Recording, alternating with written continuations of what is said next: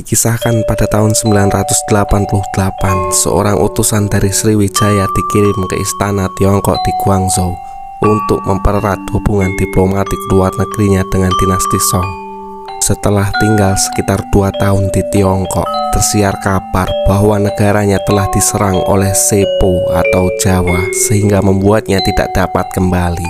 Darmawangsa Teguh adalah seorang raja Medang yang berkuasa di Jawa. Ia berhasrat untuk merebut jalur perdagangan laut Asia dari Sriwijaya dan melancarkan serangan angkatan laut terhadap Sriwijaya yang berbasis di Sumatera. Sri Judamani Warmadewa yang adalah seorang maharaja Sriwijaya mengerti betul kengerian dari invasi yang diluncurkan oleh Darmawangsa Teguh. Di tengah krisis yang disebabkan oleh invasi Jawa, gempuran kerajaan Medang berhasil menguasai Palembang pada tahun 992. Pada tahun yang sama pula, utusan dari Sepo atau Jawa tiba di istana Tiongkok dengan tujuan untuk mempererat hubungan diplomatik dan menjelaskan bahwa negara mereka telah terlibat dalam perang berkelanjutan dengan Sriwijaya.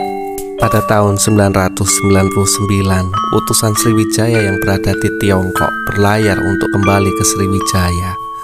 Namun, ia yang saat itu berlabuh di Champa menunggu konfirmasi tentang keadaan kerajaannya tidak mendapatkan kabar apapun dan memutuskan untuk berlayar kembali ke Tiongkok.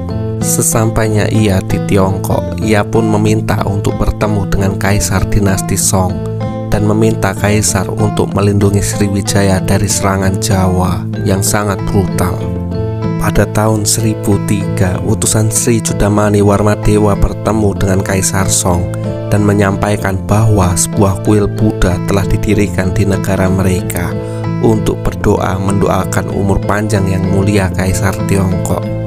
Dengan demikian, meminta kepada Kaisar untuk memberikan nama dan memberikan sebuah lonceng untuk kuil yang dibangun untuk menghormatinya. Dengan gembira, Kaisar Tiongkok menamai kuil tersebut Cheng Ten Wan Shou atau 10.000 tahun menerima berkah dari surga yaitu Tiongkok. Dan sebuah lonceng segera diberikan dan dikirim ke Sriwijaya untuk dipasang di kuil Candi Bungsu Kompleks Candi Muara Takus Kampar Riau. Dengan demikian, Sriwijaya mengukuhkan hubungan diplomasinya dengan Kekaisaran Song dan mendapatkan dukungan dari dinasti Song dalam kekuasaannya atas Laut Malaka. Setelah 16 tahun masa perang, Sriwijaya berhasil mengusir penjajah Medang dan membebaskan Palembang. Serangan Medang membuka mata Maharaja Sriwijaya tentang betapa berbahayanya musuh tersebut. Sebagai balasannya, ia berencana untuk membalas dan menghancurkan musuh besarnya itu. Dan pada tahun 1016, atas dukungan Sriwijaya, Haji Wurawari memberontak pada kekuasaan Medang. Haji Wurawari adalah pemimpin wilayah bawahan pemerintahan Medang. Pasukan Wurawari melancarkan invasi dari arah utara Luaram untuk menghancurkan istana Medang yang saat itu tengah melangsungkan pesta pernikahan.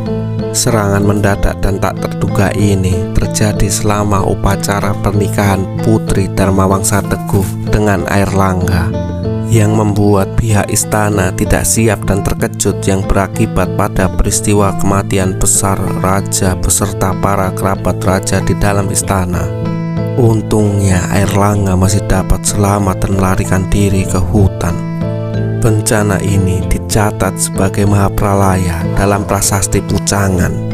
Kematian dari Raja Darmawangsa Teguh serta hancurnya ibu kota Wewaton di bawah tekanan militer Sriwijaya mengakhiri kerajaan Medang dan membuatnya jatuh dalam kekacauan karena tidak adanya seorang penguasa tertinggi.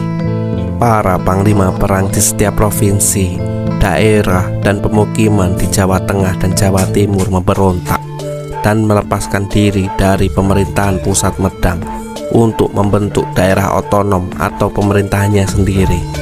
Selanjutnya perampokan merajalela, kerusuhan, kekerasan, dan kejahatan lebih lanjut terjadi beberapa tahun setelah kejatuhan Medang hingga merusak situasi negara.